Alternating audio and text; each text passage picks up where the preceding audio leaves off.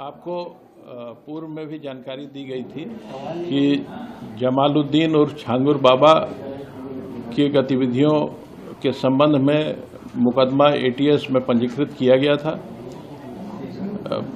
5 जुलाई को छांगुर बाबा और जमालुद्दीन और उसके प्रमुख सहयोगी नीतू उर्फ नसरीन की गिरफ्तारी की गई थी। आज 7 दिवस का रिमांड यूपी एटीएस द्वारा इन्वेस्टिगेशन के दौरान इन दोनों मुख्य अभियुक्तों का लिया गया है। इनसे इस गैंग के सभी गतिविधियों, इनके मनी ट्रेल, इनके द्वारा अर्जित अवैध संपत्तियां इत्यादि की जानकारी की जाएगी। साथ ही संपूर्ण गैंग के नेटवर्क की जानकारी भी प्राप्त की जाएगी। इसके अलावा इस गैंग ने जहां जहां अवैध संपत्ति अर्जित की है, अवैध धन का इस्तेमाल करके, उन सभी की भी जानकारी की जाएगी तथा अवैध संपत्तियों को जब्तीकरण की कार्रवाई तथा उन्हें डिमोलिश करने की कार्रवाई भी की जाएगी।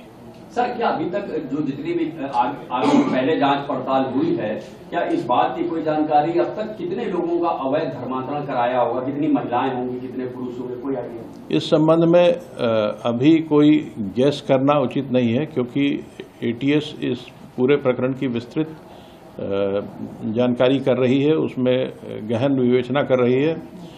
लेकिन ये इस बात की जानकारी हुई है कि लगभग 15 वर्षों से यह गैंग वहाँ कार्य कर रहा था और इस दौरान इसने काफ़ी बड़ी संख्या में धर्मांतरण कराए हैं। सर, जो एफआईआर एटीएस की है उसमें जमालुद्दीन के भतीजे का भी नाम है, सबरोज का, और इसका भांजा है शहाबुद्दीन, एक नागपुर का ईदुल इस्लाम भी है।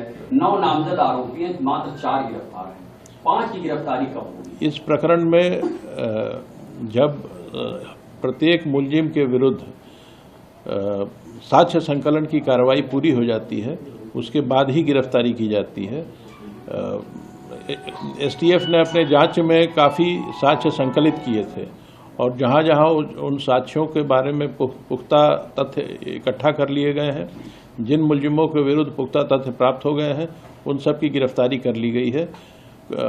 आगे की कार्रवाई जारी रहेगी। सर, एक मोहम्मद अहमद का नाम है जो पूना में बैठा हुआ है, यहाँ कुछ लोग उसको राइट हैंड भी बताते हैं, लेकिन अब उसका बयान आ रहा है, वो खुद अपने आप को पीड़ित बता रहा है और ये बता रहा है कि छांगुर बाबा का मुख्तार अंसारी से भी कनेक्शन है। छांगुर बाबा के सारे कनेक्शंस की जांच की जा रही है। किसी भी एक व्यक्ति के बयान को जमीनी तथ्यों से उसके खिलाफ अवेलेबल एविडेंस की कसौटी पे कसना पड़ता है। जब सारे जानकारियां इकट्ठी हो जाएंगी तभी मैं इस पर कोई स्टेटमेंट दे पाऊंगा। मोहम्मद अहमद आपका आरोपी है? मोहम्मद अहमद आपके लिए आरोपी है सर? मोहम्मद अहमद इस प्रकरण में नामजद है और एटीएस उसके संबंध में जांच कर रही है। जांच से, विवेचना से जो तथ्य प्राप्त होते हैं उसके आधार पर कार्रवाई की जाए। सर, ईडी ने आपसे जानकारी मांगी है, क्या ईडी भी मनी लॉन्ड्रिंग के तहत कार्रवाई कर रही है? ईडी द्वारा एटीएस से इस प्रकरण में दायर एफआईआर की प्रति मांगी गई थी। इसके अलावा और कोई जानकारी इस मुख्यालय के स्तर पर उपलब्ध नहीं है। क्या सर ये जानकारी में स्विस बैंक में भी इन लोगों का खाता है, दुबई या शारजाह में? नहीं, ऐसी कोई जानकारी अभी उपलब्ध नहीं।